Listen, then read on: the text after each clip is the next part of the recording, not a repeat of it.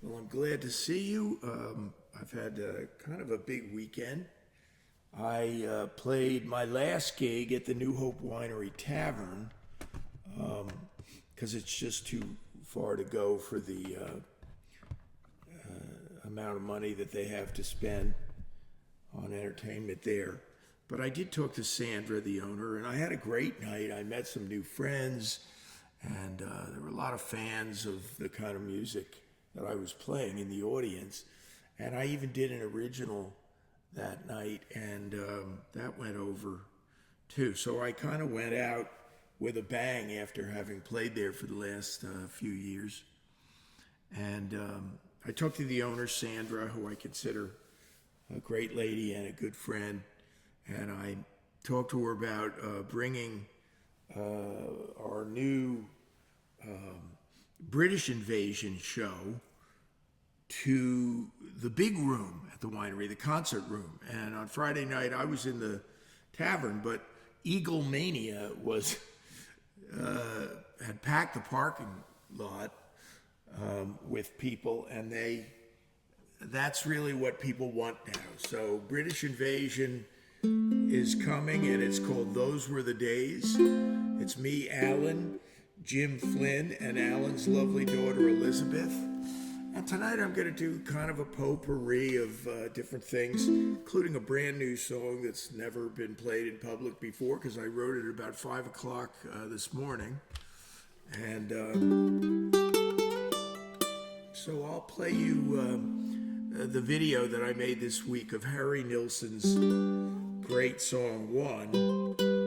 And since we're all friends here, I assume, and now once you get into this video and when it's on YouTube, people who don't like the looks of it will have bailed out by now. So I can be honest and share some honest opinions. And I don't mean to be overly critical. I like Three Dog Night all right. Shambhala is a great radio song, but their version of One is maybe the worst record I've ever heard in my life. It's just awful. It's completely wrong for the song. It's brassy. One is the love. It's like this horrible vocal. So sorry if I'm stepping on any fans' toes there, but Harry wrote it as a very gentle kind of solo song. It's on his second album, Aerial Ballet. And let's just examine for a minute the lifelong controversy about his name. It's spelled Nilsson. So I don't know how you get Nielsen out of that, but there are still a huge preponderance of people who call him Harry Nilsson, and there's no E in it. And a friend of mine who's a DJ said he had lunch with his wife or something out in LA, and he said it's pronounced Nilsson. It's always been pronounced Nilsson. And but now if you listen to Alexa, if you listen to her play his songs, it's back to Harry Nilsson for some reason. Anyway, I thought I'd clear that up. Alexa, stop. And here's Harry's beautiful song off of a great album. I highly recommend it. It's got a ton of good songs on it. It was recorded in LA. Harry was a bank teller at the time and then graduated to being a computer programmer for the bank. Of course, he was a great friend of the Beatles and John Lennon because after they heard their first album through their press agent, Derek Taylor, bought them all Harry Nilsson albums and handed them out to everybody. And they called him up to tell him how much they loved it. So that's a call you want to get. He said one night Paul McCartney called him and said, "We love your stuff, man. We'd like to meet you." The next night John Lennon called him and said, "Wow, you're great. Let's get together." He said he sat by the phone the third night and waited for George Harrison to call, but he never did. But then when John and Paul came to New York for a press conference, the American press asked them, "What have you been listening to recently, and what do you recommend?" And they said Nilsson. And they asked John Lennon, "What's your favorite group?" And he said Nilsson. So that's how it all started for Harry. Do you know that Harry Nilsson never played live ever? He was the last one who ever, got signed to a record company who didn't play live. There's a concert on YouTube. It's really great, and it's him on a stage somewhere, and I think it was just a TV show, but he never did concerts, and he didn't tour. And his answer was, he said he just couldn't control it enough. He was like a singer who loved to overdub, etc. And this classic song by him goes like this. One is the loneliest number that you'll ever do. Two can be as mad as one. It's the loneliest number since the number one.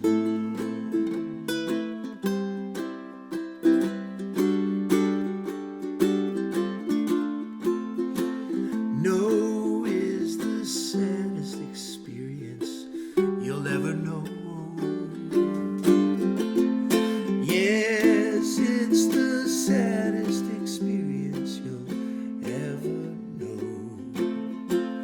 Because one is the loneliest number that you'll ever do. One is the loneliest number that you'll ever know. Yeah.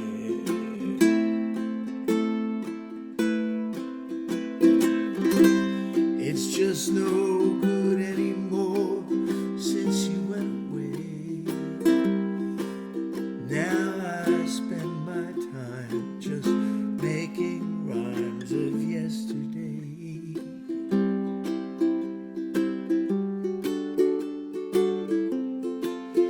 Because one is the loneliest number that you'll ever do. One is the loneliest number that you'll ever know. One is the loneliest number. One is the loneliest number. One is the loneliest number you'll ever do. One is the loneliest number, much, much worse than two. One is a number divided by two.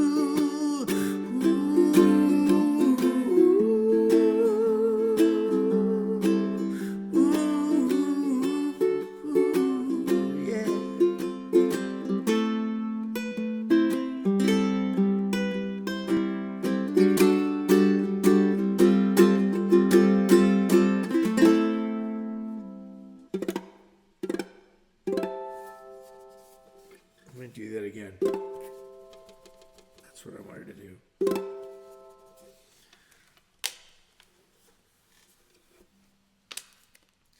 Aerial Ballet is the name of the album, which starts off with a brilliant song called Good Old Desk.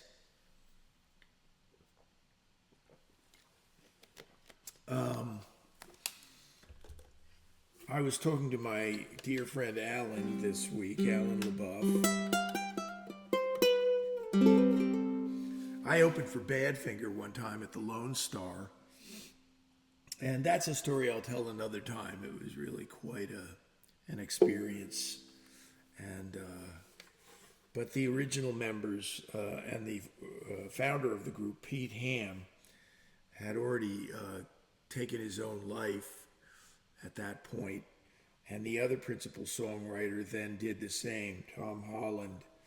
And they really did this, and I'm not exaggerating, because of the horrible situation where their manager disappeared off the face of the earth with $4 million. And in fact, Pete Ham's note that he left mentioned the manager and said, I hope they find him or something because he's ruined our lives. This is so sad. But I said to Alan this week, their story is a cautionary tale of why you should not take your life even in your darkest hour, because Harry Nilsson turned their song Without You into the #1 record of the year in the 70s after they had gone, after they passed.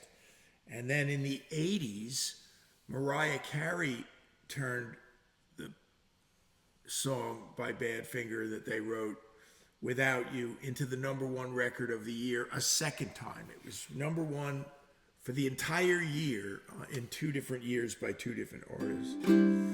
Well, I can't forget the feeling on your face as you were leaving, but I guess that's just the way the story goes. You always smile, but in your eyes your sorrow shows. Yes, it shows.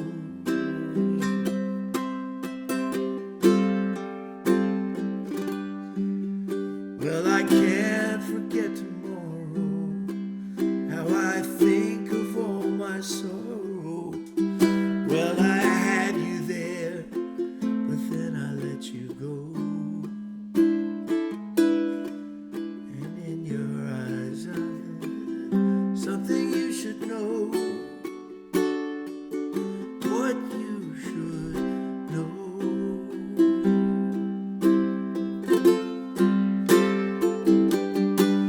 I can't live if living is without you. I can't live, I can't give anymore. I can't live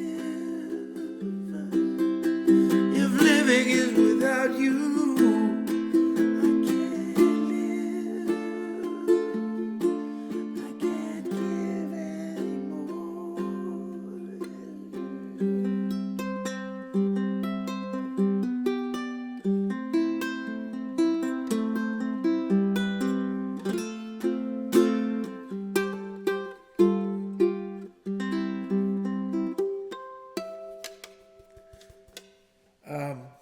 Do you know there's an entire Facebook page just for ukulele finger picking? And so 2 nights ago, I wrote a song that is all arpeggiated ukulele playing, and I was unable to learn it in time for tonight's show, but I'm going to post it this week. So I hope you'll, subscribe to my YouTube channel, which you're going to see this on tonight or whenever, and hit the subscribe button, and you'll keep hearing this kind of content if you think it's what you might like. Somehow I know how. It's a Facebook post this week brought me back to, was it in the late 70s that I dined with my old friend and high school classmate, the distinguished author. He wouldn't think of himself this way, but Doug Mine, who has written 2 outstanding novels. One is called Champions of the World, and damn, I can't remember the second one's title. It's a really amazing book, and Doug was living in New York before he moved to Italy. He's married with 4 sons. He's married to an Italian beauty who's a school teacher and still writing. And he and I had dinner together in Little Italy one night, and just through the luck of the draw, we went to Luna's. And so it was revealed to me this week that Luna's was in the movie The Godfather, And what's the character's name? The big fat guy, who's one of the gangsters. He leaves Luna's, and this was all done on location in Mulberry Street in the Village, or near the Village, Little Italy, and they have him carrying the box of cannolis. So after he assassinates somebody, he says, throw the gun away, but give me the cannolis, which he takes home. Clemenza. Is that who it was? Or do I have the wrong guy? Anyway, that evening, we went, there was all these fancy, polished wood restaurants with the finest Italian cuisine, and we went to this little funky place with checkered tablecloths and Chianti bottles with candles in them, and there was a line to get in. We got in line, and it was Luna's, and a waiter came and went down the line and says, "What are you, a deuce?" And we said, "Yes, excuse me." So he said, "Come on with me," and he took us to a table for two. And then the next thing I know, this big, rotund, no, he wasn't really rotund. He wasn't fat. He just had a big kind of gut, and he had white hair, and that was Pop Luna, the grandfather of the family. He's waiting on us. I remember what I had. This is ages and ages ago. I had, because I always ordered the same thing. I had veal and mushrooms with pasta, and I don't remember, of course, what Doug had, but we had a fantastic meal. Probably just one of the best Italian dinners I've ever had, really. And I've been to a lot of Italian restaurants in New York City, because David Spinoza used to treat me and bring me, and we'd always go Italian. But so there's Pop Luna. I remember that the door, the bathroom door, was a door that was flush with the floor in the kitchen. And so I had, as I always do, I had to go to the bathroom, and I opened the door, went into the kitchen, and then you had to climb down a ladder to get to the bathroom. This is a real, Italian experience, you see. I'm going to play my new song in just a minute, so bear with me as I continue this story. Some people love my stories. Some people would rather me play more music. I don't know. Most of the reaction I get is that people enjoy the stories. So this is my excursion to Luna's with Doug Mine, the writer. He was writing for Associated Press at the time, so that's why he was living in New York. And the funniest thing that happened was, and remember, there's a line to get into Luna's, so I realized there were articles on the wall framed that were reviews from like 1912, This restaurant had been around a long time, and it was bright gymnasium-style lighting so that everybody could see their food. There was no mood lighting. I don't think there was any music playing of any kind. So Doug and I are settling back after this great meal, and Pop Luna comes to, check up on us. And we said, well, okay, good. We'll have coffee and what do you have for dessert here? I'm thinking they serve chocolate cake or something. And he goes, no coffee, no dessert, get out. We need the table, we do dinners here. And, okay, we didn't hold it against him, and we split. And so, I'm going to put my mic a little closer to my amp. I have a new song as of 5 o'clock this morning I wrote, and you let me know what you think of it. And I will post this as a standalone video sometime in the next week or so. I'm going to record it just as a single, what do you call it?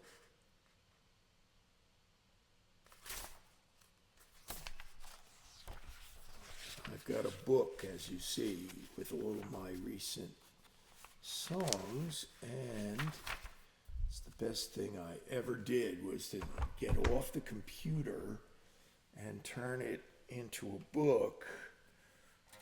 I'm gonna go against the grain a little bit and not play this with a drum machine or a backing track. I'm gonna just play it kind of rubato.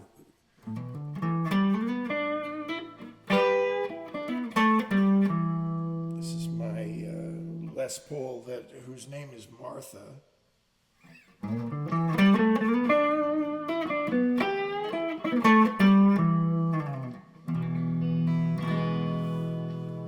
So this is called Till a Shadow Falls, and see if you can guess who this song is about. You've got it all together, yeah. Until a shadow falls, yeah.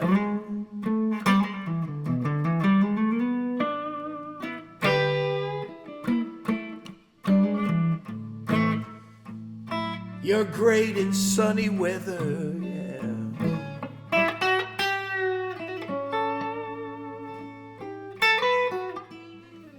Till a shadow falls.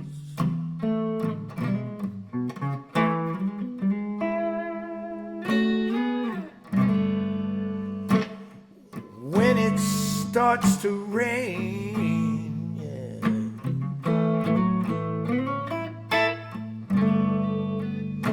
When the sunshine turns to pain,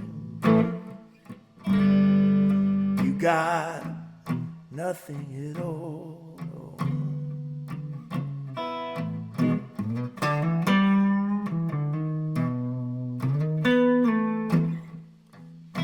Life's a carousel and you love it till a shadow falls.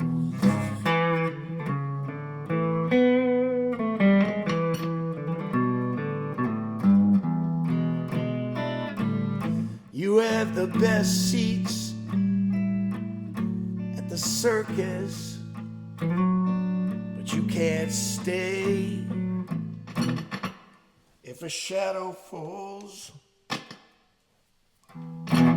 bear with me here.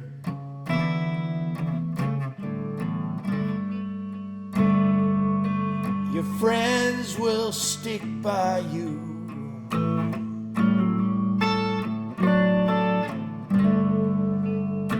Till the storms of life they try you, then you'll forsake them when a shadow falls, yeah.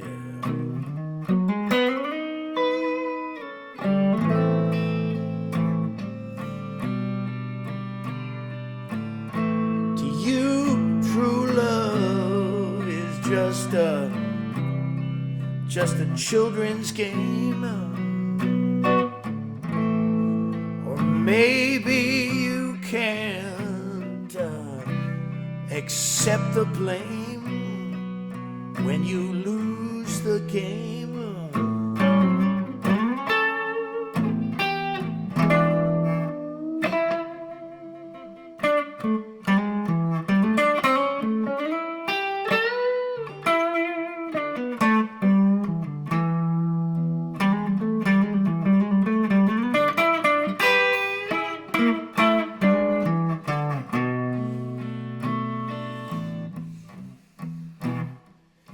You're the life of the party, yeah. Oh God. Till a shadow falls, yeah. I have no idea why that's doing that. When you stumble and fall, you're too dumb to know you can still win let someone help you.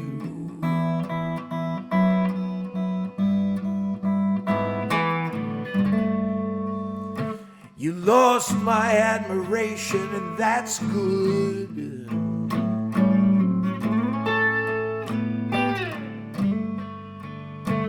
I never guessed you would just drop my love. You're a huge success, the belle of the ball. But when the chips are down, you got nothing at all. Yeah. When a shadow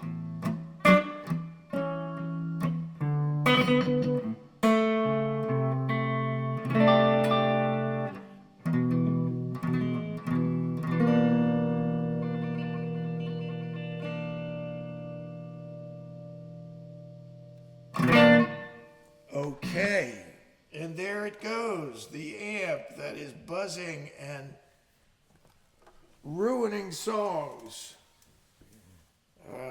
It's usually a bad chord in the signal chain, but I shan't bore you with trying to fix it here and now.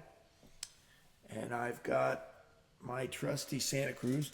Every time I use my Santa Cruz, every time somebody in the audience asks me what that is, and it's almost always a guitar player.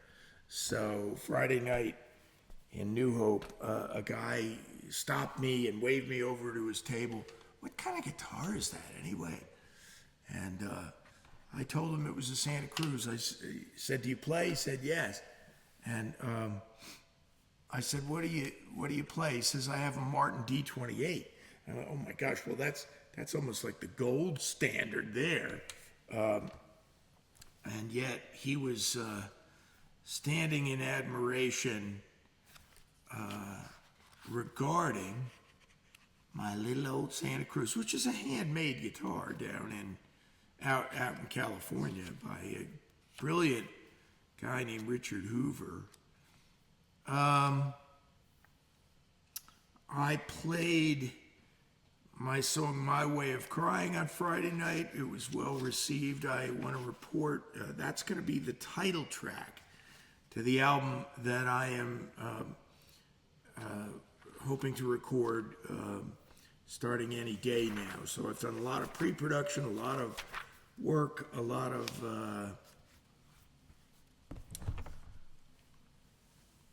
writing, a lot of planning. And I have the whole thing kind of in my head, the way they say when you talk to authors. They say, I have the whole book written in my head. I've just got to get it down on paper. That's the hard part, of course. So this is a song I wrote this past week and posted it on YouTube. And have a lot of views jumping out. And this is the aforementioned Santa Cruz. And I've had so many other things going on. I'll be doing well if I can even remember this whole thing right now. But I'll remember it, and I'm happy to play it for you tonight. So it goes like this.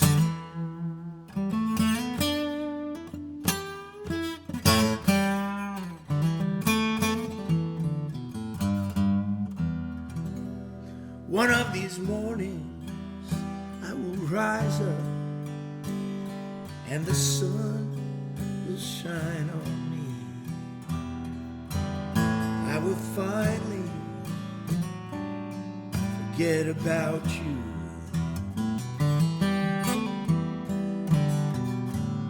I will throw off the old chains that have long entangled me, and I'll start my new life without you. One of these mornings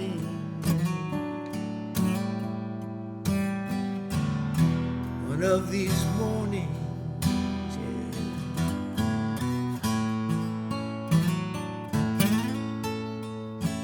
One of these mornings, I'll look out my window and I won't see your face anymore. I will move on to my destination, lover.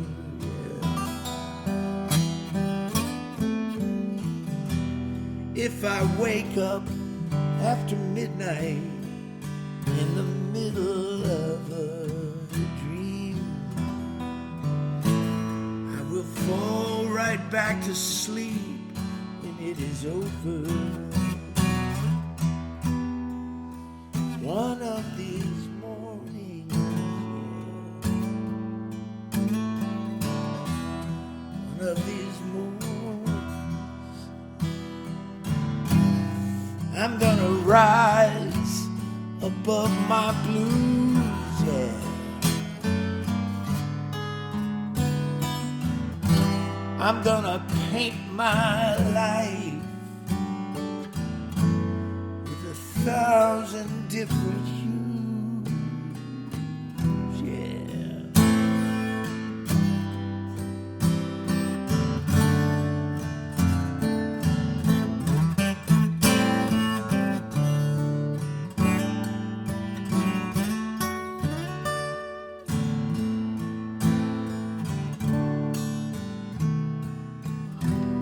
Maybe someday in the future I'll hear someone say your name, and it won't take me back to our time together, no. When Mr. Lonely Sun rises at the start of a new day, he will lead me to brighter, warmer weather.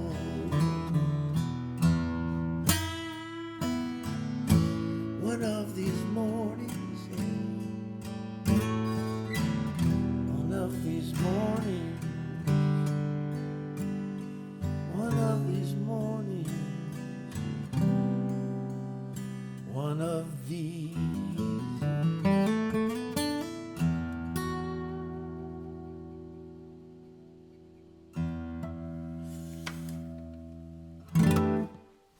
Well, I dare say that except for screwing up the ending there, that was a better version than I posted. I posted it a little bit too fast. It was a little too insecure. The tempo was like, I don't want to bore them, so I played it a little overly fast. That tempo that I just played it at, that should be the real thing. I don't know why, but this song came to mind tonight as I was talking to my friend Marty, and so I'm gonna play this little pop confection, but I don't know, it's got some substance to it. It's not that confectionary, if I could coin that word. It's a song that I wrote with Alan LaBeouf, and damn, somebody should discover this, record it, and make it a hit single. You know, what can I tell you? It's called Johnny Come Lately. I did send it to Wilson Phillips. I love them, and my friend Rob is Carney Wilson's husband, and he produces them. And he said, great song, Chip. And I was like, yeah, okay. But they really are in-house. They write their own material. I love all their voices, including China, who has China Phillips, the offspring of John and Michelle Phillips from the Mamas and Papas. She has kind of almost like a punky voice in a way, and I envisioned her singing this, even though Carney Wilson is my favorite vocalist almost. She's in my top 3. And and Wendy's great too. But China sings, the last verse of their version of "Do It Again," and she just has kind of a realistic punk sensibility in a way, and that's a compliment. She makes it really believable. She's a fervent Christian believer who has a YouTube page called California Preaching. And she was stopped in LA on the streets when she was a teenager by a Jesus freak. Remember those days? And invited in to have a meal or something. And here she is. What is she, in her 50s now? It took, and it filled the void that she felt from having a kind of superficial Hollywood upbringing with a father who was literally a criminal drug addict. I haven't performed this in ages, and I don't even know if I'll remember all the words, but I'll do my best. It's called Johnny Come Lately by Chip Mergott and Alan LaBeouf.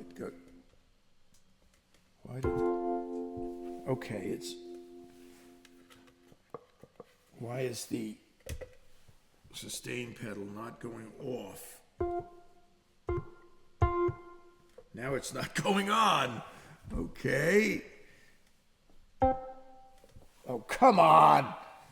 What is this, the night of 1,000 glitches here? The night of 1,000 glitches on the Here and Gone show.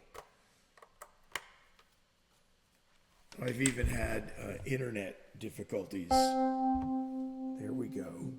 It's working again. I've had connectivity issues. So this is why you're seeing this just shortly after I recorded it, because I got tired of having the whole show go down because the internet went down. We were the talk of the neighborhood from kindergarten on. We were still walking around hand in hand long after the light was gone. In high school we were class couple. We starred in the senior play. Now a stranger in paradise is taking you away. How can you let some Johnny come lately love you, when I was the one who's loved you since your face was dirty? Who's this Johnny come lately, Johnny come lately? Ooh, yeah. Once we dressed up in our parents' clothes and had the kids on the block come to our make-believe wedding down under the old church clock. We drove our parents crazy on the phone till all hours at night. Now a stranger and no, well, I won't give you up, I'll fight. How can you let some Johnny come lately love you, when I was the one who's loved you since your face was dirty? Who's this Johnny come lately, Johnny come lately? Ooh, I'll always love you.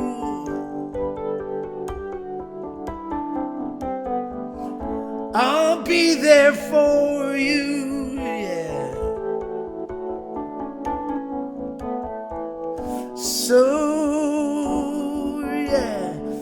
can you let some Johnny come lately love you, when I was the one who's loved you since your face was dirty?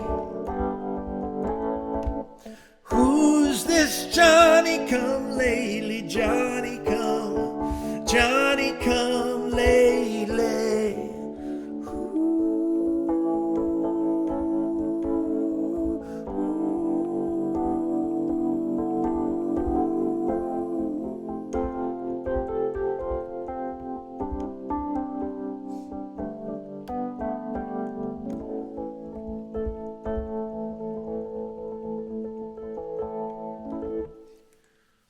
Oh, I love that song. I shouldn't say that.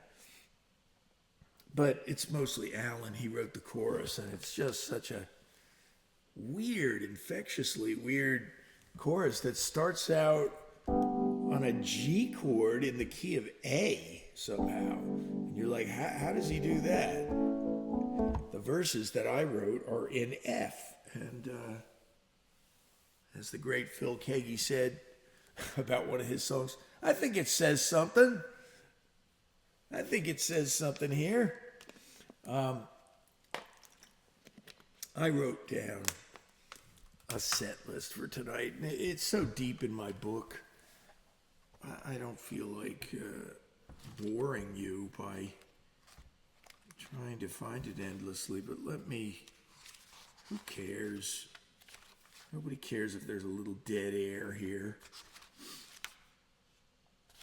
I've got so many freaking songs.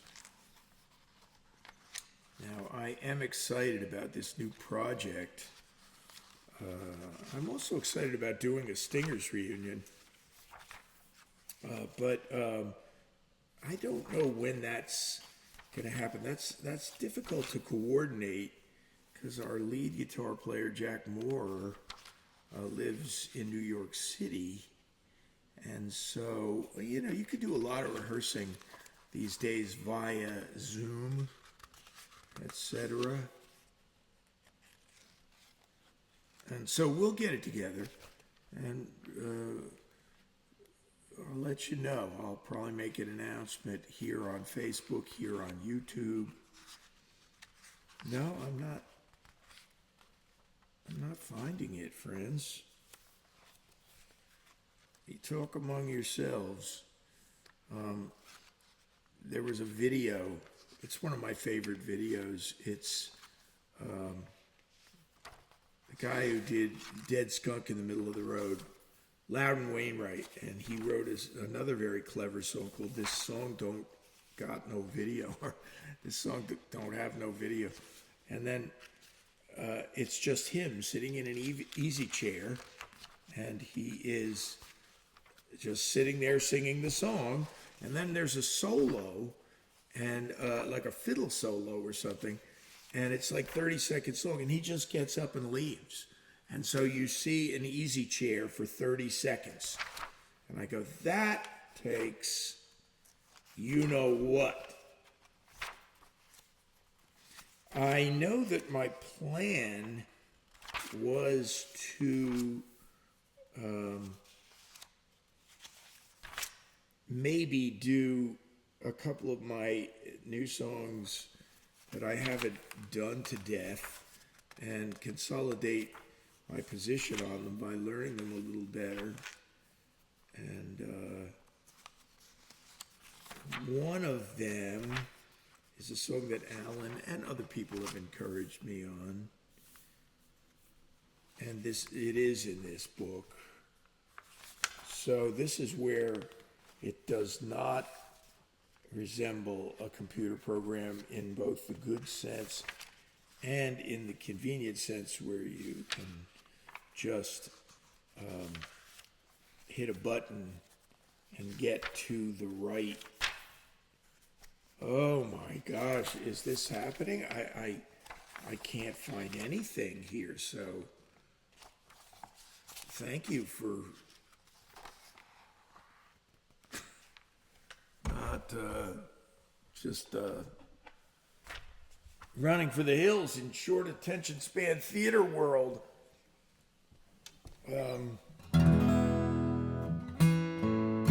one of my intentions in the past few months as I've written sometimes 2-3 songs a week. And admittedly, a lot of them are blues. And I want to really do a combination thing where I write blues that are different and original, but you really can't do too much over and above what the basic structure of the blues is. And so some of the greatest blues ever, like Drifted, for example, who I've played on this show many times, and Clapton's recorded it like 3 times, electric and acoustic, and there's really hardly anything happening in that lyric. There's not much. So it's really more of a framework that you work in. And that's what I did with this song. This is called Quarter to Four Blues. And I searched the internet to find, I was stunned to find out there really isn't a song called this already. I thought it should have been, I think B.B. King has maybe 3 o'clock blues or something like that, but Quarter to Four is definitely the witching hour in life and in blues. And when you have the blues at that time of day, it's pretty tough because you have to get through it somehow, whatever gets you through the night. Because there's nobody you can call at 3:45 in the morning. Nobody will really understand at that point.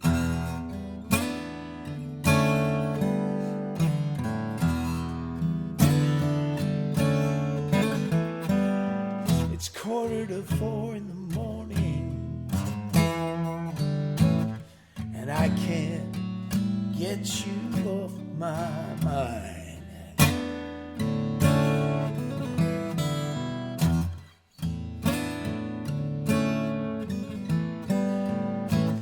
It's 3:45 in the morning, I can't get you off my mind.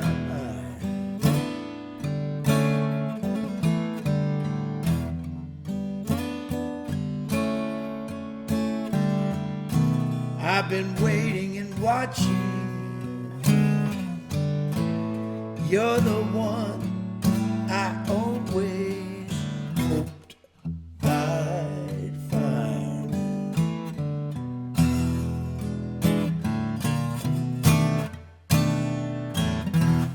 I've been walking the floor since midnight, and I still can feel your touch.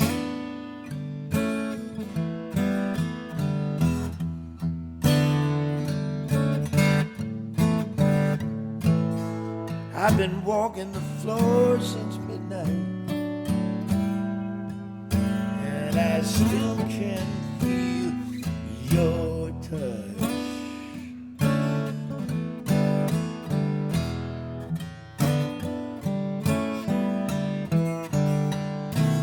I can still hear your whisper. I never thought I'd love anyone this much. No, I didn't know I'm gonna play the blues.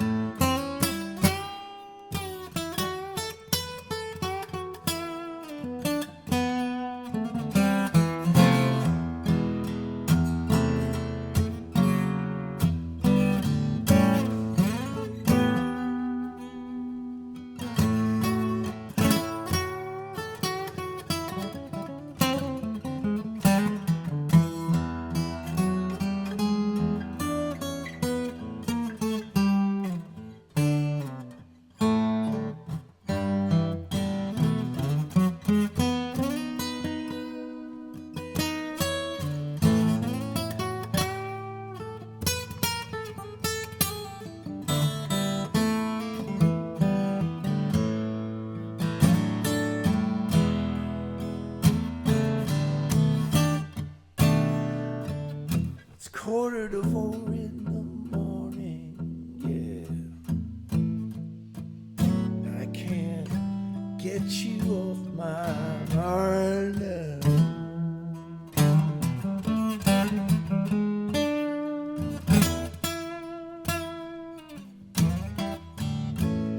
It's 4:45 in the morning, baby.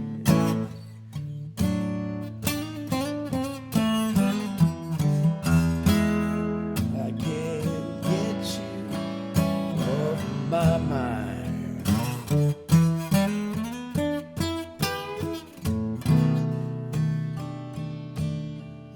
A new day is dawning.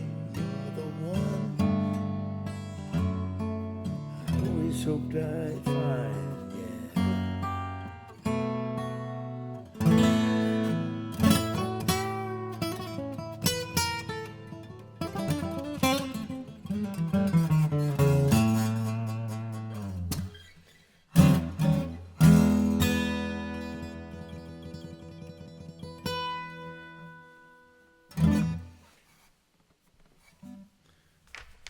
I hope that sounds like an old song, friends. That was my intention.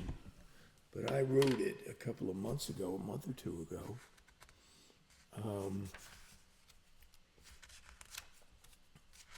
The Blues Will Take You Down is a new song of mine that's been getting a lot of views, and I'm happy about that. Thank you. I almost never do this, but I'll say it again. If you subscribe, that helps the channel. That encourages me to keep going. And so now I have 603 subscribers. So I'm happy about that and gratified. So thanks for that. Now, I know what I think I'm going to do at this point. I'm going to wrap it up here.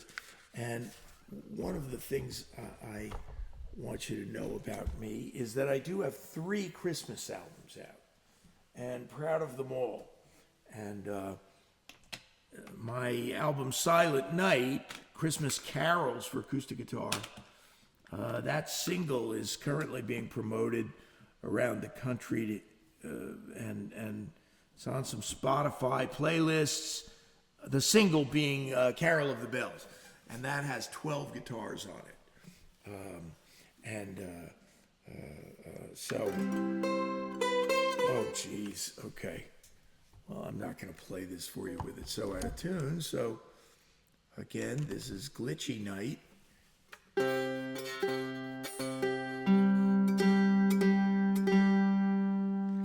But of all my Christmas albums, and probably one of the greatest phone calls I've ever received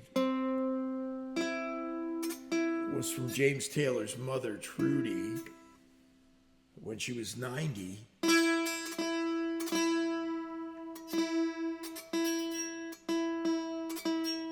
Listen how horrible that sounds. It'll be all right. And Trudy Taylor, James and Livingston and Kate's and Hugh's mom, called me to thank me for that album.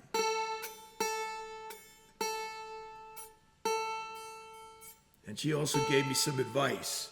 She said, "Can I give you some advice?" I was like, "Mrs. Taylor, you're the first lady of acoustic music in my book."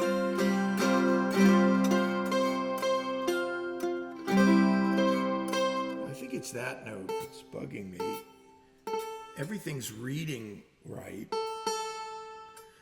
But this is a 10-string Martin Tipple given to me by the Carson family. And it served as a memorial to the mom,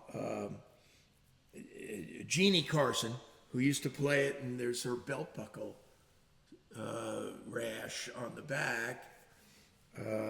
This was made in 1955 by the Martin Company. It was one of 17 And believe it or not, friends, this is the exact model. It's called the T18, Tipple 18, which signifies it's made out of mahogany.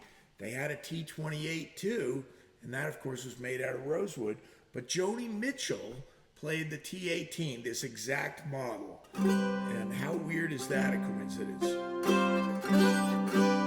And I do stand behind the Silent Night album, but I also now would have to say that my favorite Christmas album that I've made is called Angels We Have Heard, and it's made entirely on this 10-string tipple.